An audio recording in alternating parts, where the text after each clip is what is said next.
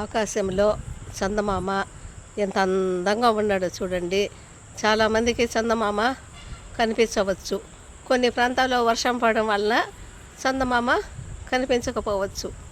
కానీ ఈ చందమామను చూస్తుంటే మనకు చిన్నప్పటి జ్ఞాపకాలు గుర్తొస్తున్నాయి.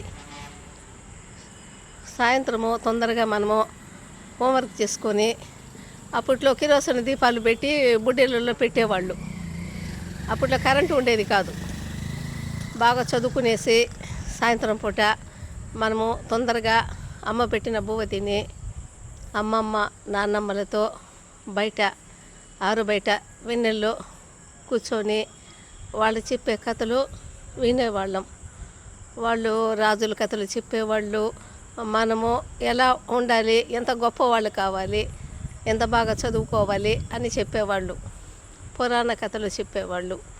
పురాణ కథల్లో దేవుడు గురించి చెప్పేవాళ్ళు. ఆ యుగాల గురించి చెప్పేవాళ్ళు. బాగా మనకు చిన్ననాటి జ్ఞాపకాలు గుర్తొస్తున్నాయి. చిన్నప్పుడు నేను ఇలాగే చదువుకునేటప్పుడు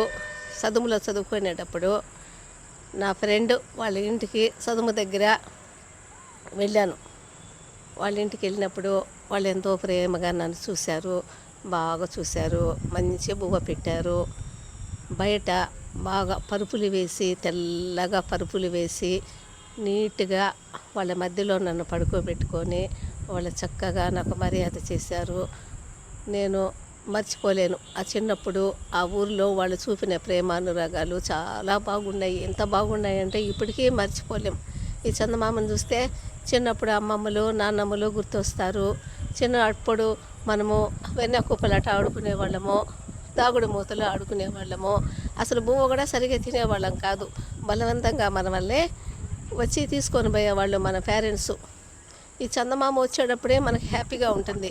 చందమామ చిన్నదిగా చవితి నుంచి చందమామ డెవలప్మెంట్ అయ్యిందంటే బాగా వెన్నెలు వచ్చేంత వరకు మనకు అది ఒక రకమైన వెలుతురు, అది ఒక రకమైన అనుభూతిగా ఉంటుంది. కానీ చందమామ క్షీణించి పోయి అమావాస్య వచ్చే రోజుల్లో మనకు నాకైతే ఏదో భయంగా అనిపిస్తుంది. అమావాస్య వచ్చే రోజుల్లో చందమామ డెవలప్మెంట్ రోజులే బాగుంటాయే కానీ చందమామ నశించిపోతూ మనకు అమావాస్య వచ్చే రోజులు అంతగా నేను ఇష్టపడను.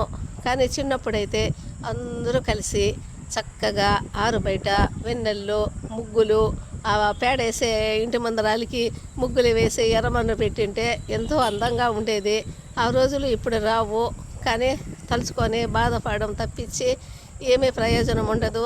కానీ ఆ జ్ఞాపకాలు తలుచుకోవడం వల్ల మనకెంతో మానసిక సంతోషం కలుగుతుంది. మరి మనము ఆ జ్ఞాపకాల్లోనే జీవించి ఎక్కువగా కన్నీళ్ళు పెట్టుకుంటే కూడా మన ఆరోగ్యము చెడిపోతుంది. కానీ మన జ్ఞాపకాల్లోనే జీవించకూడదు. కొంతసేపు అలా జ్ఞాపకాలు తలుచుకొని కొంచెము అలా అవి జ్ఞాపకాలు గుర్తు తెచ్చుకుంటూ మనము కొంచెం బాధపడేటివి ఉంటాయి, సంతోషపడేటివి ఉంటాయి. చందమామను చూస్తే మాత్రము మీ అందరికీ కూడా చిన్నప్పటి జ్ఞాపకాలు గుర్తొస్తాయి. చాలామంది మా వాళ్ళు కూడా చాలామంది చనిపోయారు. చిన్నప్పుడే నాకు అమ్మ చనిపోయింది. కానీ ఎన్నెన్నో బాధలు పడి నేను కూడా మంచి ఉద్యోగం సంపాదించుకొని సంతోషంగా జీవిస్తున్నాము. చాలామంది జీవితాలు వెనుక కష్ట సుఖాలు ఉంటాయి. కొందరికి సుఖాలు ఉంటాయి, ఆ తర్వాత కష్టాలు వస్తాయి. జనన మరణం లాగానే జీవితం అన్న తర్వాత ఇవన్నీ తప్పవు. కానీ భగవంతుడు మనల్ని పుట్టించాడు కాబట్టి మనము కష్టమైన సుఖమైన ఉన్నన్నాళ్ళు సంతోషంగా హ్యాపీగా జీవించాలి.